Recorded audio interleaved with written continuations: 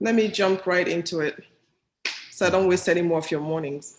My home is now quiet on Saturday, but Okay. I'll try to keep my dog from barking and my kids from screaming. You know, I have 7 kids, right?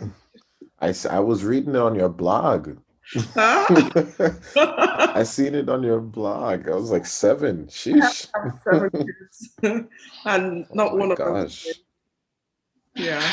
Oh my gosh. Anyway, It's incredible. let's jump right into it. Hmm. So tell me, I'm going to be recording. Let me start the recording. So Hmm. tell me a little bit about your background. So I am a professional dancer. Been doing that for about, I want to say 4 years. Before I was in college, I'm studying chemical engineering. About my sophomore year, I stopped. Just realized that dance was more of a passion for me. Did chemical engineering more because it was a great, what do you call it, like Degree. undergrad, undergrad degree based on the numbers. So I was doing it more for money, less because I had a passion for it.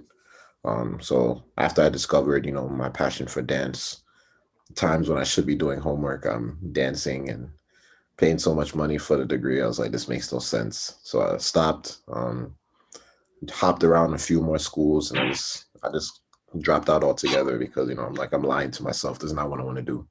So yeah, been dancing for about 4 years. Taught in different countries the dance classes, and recently now I've been studying digital marketing. Been helping a few friends with their businesses, helping them with their marketing. So, and I just Wow, recently started a podcast. Yeah, that's a lot. yeah. Wow. It's the short story. What's the name of your podcast? Just for the audience. The so my old one, because I'm creating a new one now, but my old one was called Dream Conversion Podcast. Okay. And I know you're rebranding. Mhm. What's the name of the new podcast going to be? So I haven't fully figured that out. I'm thinking something along the lines of like passion to purpose or Oh, something with passion in it. So passion I to haven't, purpose. I like that. I like passion to yeah. purpose. Yeah, Mhm. that's really nice. So tell me a little about what you do on your podcast. What you talk about on your podcast, rather. So this one that I'm trying to create, I actually want to interview people from all different walks of life, but people who have found things that they love and are able to do every day. Just questioning, getting, how did they discover their passion? What is it like to live a passion-led life? What are the struggles? Just incorporating everything that has to deal with how do you find your passion, because I just feel like that message isn't something that's preached a lot. I think we live in such a capitalistic society that we exaggerate and exalt like money so much, so people make money and people make decisions purely from a money standpoint and don't give the thought of, is this something that's going to make me happy? And that's why we see so much people that have money but are still unfulfilled and all of that stuff. So I try to push that narrative more. Find your passion. Yeah, passion is really necessary. You know, Exactly. it helps you balance out life, and I think we all need to live a balanced life. Exactly. So, how long have you been podcasting? Started last June. Last June. Okay. And what's your experience so far? Whew, it's been a roller coaster. So I got into it because I was reading a book from a guy by the name of Russell Brunson. And in his latest book, he spoke about, creating a show that you do every day. Um, and that's what inspired me. So when I first started, I wanted to do a podcast every day, not understanding like what that commitment actually meant. So I said it, and for about the first like 4 days, I was good. But My workflow was that I was recording every morning, which is horrible. So I didn't do batch recording. So, life happens. One day you miss your alarm or something comes up, and I started missing days, and I constantly had to evaluate my publishing schedule. And so it went from every day to like twice a week. Then I was like, probably not twice a week. Let's do once a week.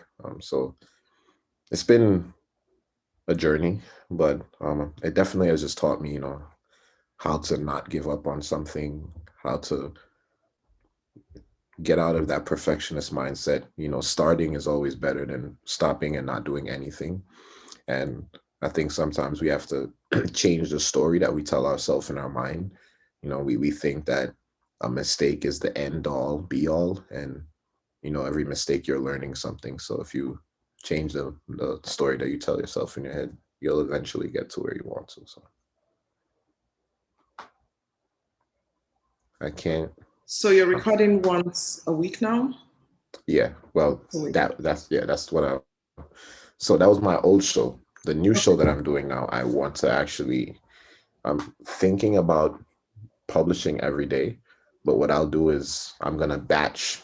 So I'll choose one day that I'll interview like a bunch of people, and then I'll have episodes already pre-edited, already scheduled to post, so that way I'm not on that hamster wheel of having to record every single morning.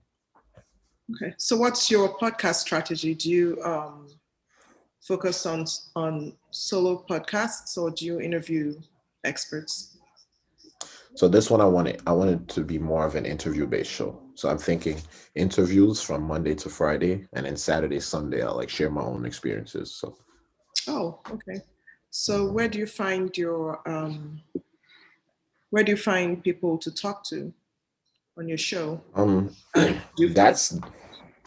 That's where I'm at a crossroads right now, because the word passion, there's people have passions for so many different things. So going about finding people who are doing passionate stuff, like I have a whole list of places I can go to. But majority of the time, just through networking, I'm in a lot of different communities. I'm always browsing, searching things. So I'll write people on YouTube. I'll write people on Instagram, just everywhere, everywhere. So what do you think is involved in running a successful podcast? Establishing a workflow, because, and it's not only with podcasts, I think it's with anything you're trying to do consistently. Having the goal is the first thing. Like, you need a direction, but after that, you need to create a system that's going to allow consistency so you can build the momentum. So establishing a workflow that works with your schedule, the things that you're already doing in your life, that doesn't seem overwhelming. Okay. Because you're trying to build if you're podcasting, it's almost like building a new habit. Mm-hmm. And when you're trying to build a new habit, it can't be something that's overwhelming at first. So creating something that easily works with your schedule and building that consistency, I think, is the most important thing. Okay. Wow. Now, what challenges have you come across in starting your own podcast? Which ones have you overcome? Which ones are you still struggling with? I think because mine originally was less of an interview podcast and more of a personal experience podcast, I was having trouble figuring out what I wanted to talk about. So I'd have topics, but then this, like, the perfectionist complex would kind of kick in, where I would want to like make a guide or just like an outline of what I wanted to speak about. But because I don't want to miss certain points, it was almost like I'm writing out like a full transcript of what I'm about to say, rather than keeping it to like short bullet points. So I would say that was a difficulty. And then editing at first, because again, whatever software that you're working with, there's always a natural learning curve if you're doing it for the first time. So in the beginning, getting the editing process. Sometimes it was taking me like an hour and a half to edit one episode. Just gruesome. But, over time, after you learn what you're doing, I was able to cut that down to like 30 minutes, 40 minutes maximum. So. Oh, wow. Yeah, I think editing is a problem that every single podcaster I've spoken to has to deal with. And it's something I'm afraid of. Mm-hmm. Yeah. You can outsource though. So that's what I'm trying to do now. Is I want to. editing? Yeah. Yeah, I think a couple of the people that I spoke with had a team that took care of their editing, and some people had the website posts and stuff like that. Mm-hmm. Exactly. So tell me, how has your podcast benefited you since you started? I've been able to connect with people that I wouldn't have otherwise. I've been able to impact people as well, people who've been around my space or I've known for years. Them listening to my podcast, I've gotten to know them on a different level. It's also shown me that this message is something that needs to be preached more. Oh, yeah. I think inherently this is a topic that people are talking about in their mind, but are afraid to speak about it to people, their parents, because of the judgment, the fear of what they get. So having a voice like this, just a constant stream and that message telling them like, that's okay. Pursue that passion, do that thing that you love. It's definitely just had an impact on me, reaffirming that what I'm saying, my purpose and the message that I'm pushing out there is something that people want to hear. As a parent of grown kids, I know that there's always that fear whether the passion your child is pursuing is going to put bread on the table. But there's, you're always trying to balance that. And I know that I'm guilty of, pushing my kids a little too hard, but I always try to step back and figure out what they want to do and give them enough information to make an informed decision. But I can see exactly what you're talking about. Like, we kind of like groom people in the society for what's out there and not for what they want to do, But we have to strike that balance still, because if everybody does what they want to do, then we're going to have like a lot of, this is the former recruiter in me talking. Then you're going to have like a whole bunch of open jobs, and no skill to fill them, which is, well, but I understand what you're talking about. I do what I'm passionate about, so. Well, I agree. I think what we need to start helping people doing is connecting the dots. So yes, that's just like you said, you need a balance. Obviously, you need to sustain yourself. You need money coming in. So it's understanding that learn a skill, learn something that is valuable and that you can make money from so you can sustain yourself. But at the same time, know that there are opportunities out there and things out there that you can do to have the time freedom necessary to still pursue your thing, because I think that's where the disconnect comes with people who have passions. Is they think if they do this work or do this job, it's taken away from the time they could do their passion. So you being the person who's more knowledgeable is showing them, connecting the dots for them. And once people understand, if you can help somebody get what they want, but in the process give them what they truly need, if you can connect those dots, people are more likely to listen to you. So I think we should do less of like, you need to do this. Figure out what you want first and then say, okay, I understand what you want. I'll show you how to get there and still sustain yourself. And you have that mutual, everybody wins. Everybody wins. Actually. Okay, so tell me, what's your experience with branding? I know that you're rebranding. So Mhm. I'm gonna guess you have tons of wisdom for us. So I've actually, like I said, I've been studying digital marketing for a while. In terms of branding, what I see, branding is the feeling that somebody gets from interacting with you. Whatever you're pushing out there, it's not the it's not the physical thing that you're promoting or that you're offering. It's the message behind it. It's your why. I'm trying to think of a good. It's like, all right, think about something like Chick-fil-A. Going to Chick-fil-A. Every time when you interact with somebody, they always say, my pleasure, my pleasure, my pleasure. Like that is a part of branding, because them doing that gesture all the time, you feel welcomed. You know that every time you go to Chick-fil-A, you know the feeling that you're gonna get, the resonating feeling that you're gonna get from it. So for me, branding is feeling, and the first step in branding, as I'm learning, is you have to understand why you're doing whatever you're doing. So what is the bigger message that you're trying to throw out in the world? Because again, what you're doing, the what that you're doing, whether it be a podcast, whether it be a blog, whatever, like, people inherently don't care about that. As bad as it may sound, people inherently don't care about that. And we as humans don't connect on a what level.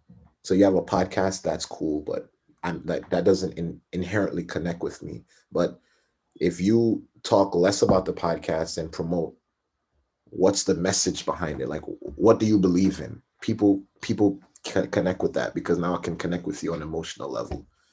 So now, after I've made that emotional connection, then I can logically convince myself that I need to listen to whatever your podcast, your blog, whatever. So the branding for me is establishing why you're doing whatever you're doing. Okay, that makes a lot of sense. Now,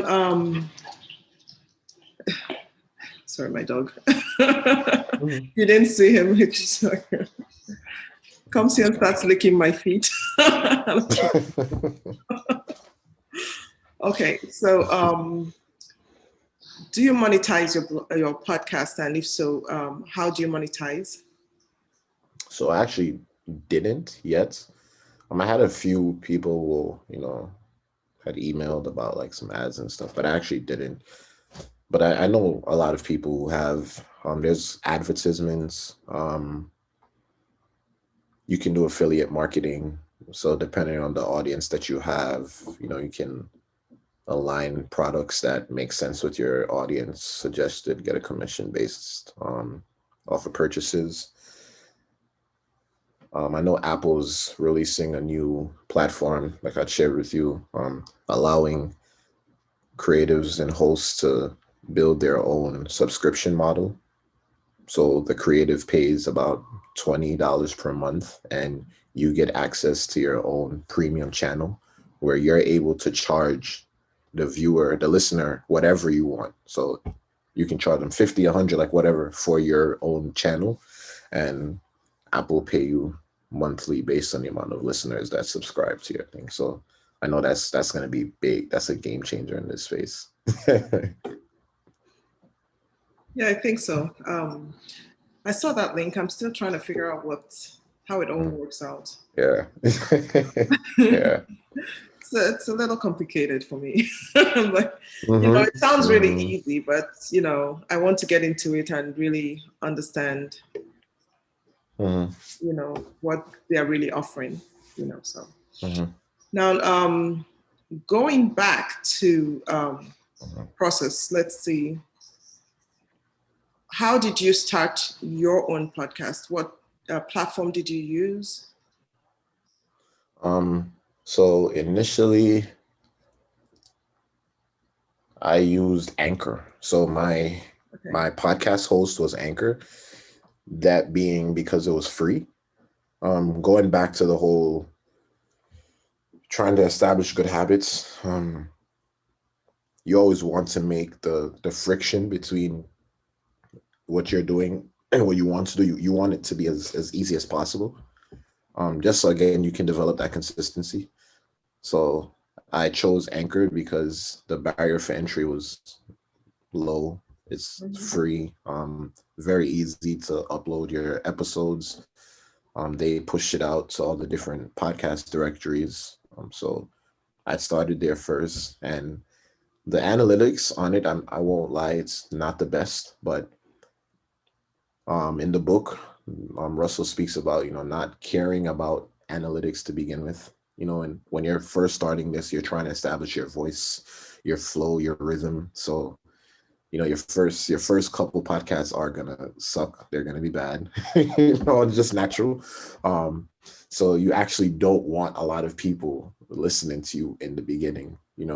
As much as you think like, yes, I want to get it, it's actually better if a lot of people aren't listening in the beginning, because you need to clear up those kinks, those nuts and those edges. So yeah, I'd used Anchor in the beginning, and my editor still is Audacity. Okay. So that's another free program. Very easy to use. So yeah, that's all I use. Okay. Do you still use those two programs? So I use Audacity. I've switched to Buzzsprout. Yeah, I want to say after like my 25th episode, 26th episode, wanted a little more in terms of analytics now. So I switched over, and Buzzsprout has a cool feature. I think it's like $5 more, but it's a great feature where it allows you to level out the episode. Meaning, if let's say you're interviewing somebody and your volume or your mic you're speaking very clear, it's high. The other person may be slightly away from their mic, so the system is catching it low. Buzzsprout kind of equalizes everything out for you, because if not, you'd have to do that manually in your editing software, where you have to turn up each wave. You can just record, and Buzzsprout like filters it through their technology, and it equalizes everything for you. So, but when the person listening to it, it sounds equalized. There's no high lows. So yeah. Oh, that's nice. And nice, yeah. To know. Powerful feature. Apart from that, how does Buzzsprout compare to Anchor? More analytics. I believe Anchor is owned by Spotify. If not, so the analytics you get are biased to Spotify. So only if people listen to your podcast on Spotify will they track that. So you're not seeing anything from Apple, nothing else. So Buzzsprout gives you the totality view. They also help with show notes, because Anchor doesn't do that as well. Buzzsprout, you can do show notes. I believe you can also do like some email capture stuff. They give you your own website, like a little podcast website. Yeah, they do a lot. So do you have a website to support your podcast right now? I have the one that Buzzsprout initially gave me. I haven't built like a custom one. That was actually one of my goals for Q2, but then the rebranding happened and we had to switch up that. But that was originally one of my goals for Q2. Okay. Oh, wow. So tell me one thing that's somebody coming into podcasting would not expect. Something really surprising that you experienced going into podcasting. I would say probably just the jitters, like understanding that you might freeze up that first time you actually, you're running off of adrenaline, you're running off excitement. So you're like, yes, I'm about to start this podcast. You're getting all your equipment, I know what I want to talk about. And then you set everything up and you press record and you start talking like, damn, what did I say I was going to say again? And you stop, you delete it. All right, we're going again. I messed up. You stop, delete it. So understanding that one, you don't have to delete an entire episode if you mess up. You can always edit. You can always, cut things up as you edit. Just because I've that was happening to me a lot in the beginning. I would start off on a nice groove, get like 5 minutes in, and I would mess up and delete the entire thing and start over. You can stop, catch back yourself, and continue the episode, just to save time. Because again, you can edit it in the post edit, and when the ultimate listener hears it, they won't hear the part that you messed up in. So yeah, don't be shocked by that. Now, also going to where you're at right now with podcasting, what tips can you give to someone that's starting brand new? Like I said, first understanding, and I think this doesn't only relate to podcasting. This is anything in general. Something that I'm doing with myself more is understanding why you're doing something. I think so. Sometimes we all have different loves, different likes, and we may see something that may look cool or whatever, and okay, this may be something I could do or should do, but oftentimes we don't connect it to a bigger why. And motivation isn't something that is everlasting, meaning it is just like life. It wavers. Stimuli, life hits us every day differently, and what you're feeling in the moment when you first decide to do it, you're not going to feel like that every day. So there are going to be days when you get up and you're supposed to podcast and you're not going to want to podcast. And the only thing that can bring you through is having that bigger why, because you need something that you're working on bigger than yourself to motivate you to get up on those days that you don't want to. So before you start anything is having a real conversation with yourself and answering the question, like, why am I doing this? Why do I truly want to do this? And getting some type of statement that you can read that you immediately emotionally resonate with. From there, I would say just don't give up. Don't take any challenges. You're not good. You're learning something new. You're doing something new. So there's a natural learning curve. Be gentle on yourself. Give yourself grace to make mistakes. You're learning again. Definitely join a community of other podcasters, just so you can have that positive reinforcement, positive affirmations. People encouraging you, and also you can learn. You never know what idea you'll get from hearing somebody else say something like, sounds good. So just being in a space that promotes positivity and you're talking about the same topic. So definitely join a community and establish a workflow. Like we said, understand how many times are you trying to post, and establish a workflow that works with your life already. And then from there, it's just about being consistent. Okay, well, now going to the most important part of podcasting. Tell me about the equipment. What do you need to start a podcast?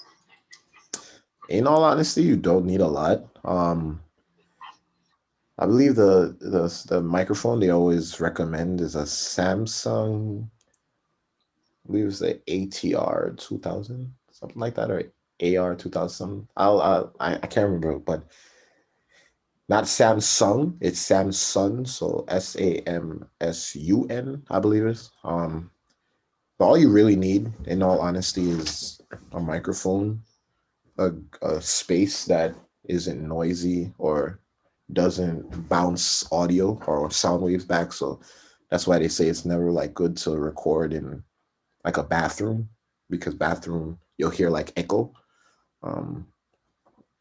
So a good space, recording software. So like I said, you can either use like Audacity, GarageBand. There's so much, and that's literally it. That's literally it. If you're thinking about promoting on social, I personally think it's getting to a point where you should video yourself as well.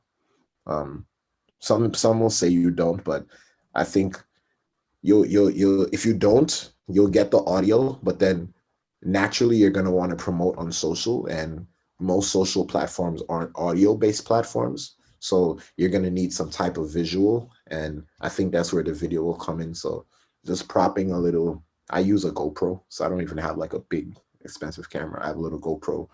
I prop it up, record myself from an angle, and I use that to repurpose content after. So that's about it. See what you just said. You said that you can always learn something talking to people.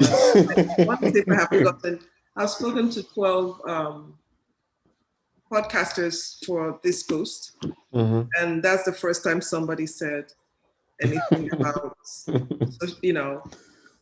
promoting on social media.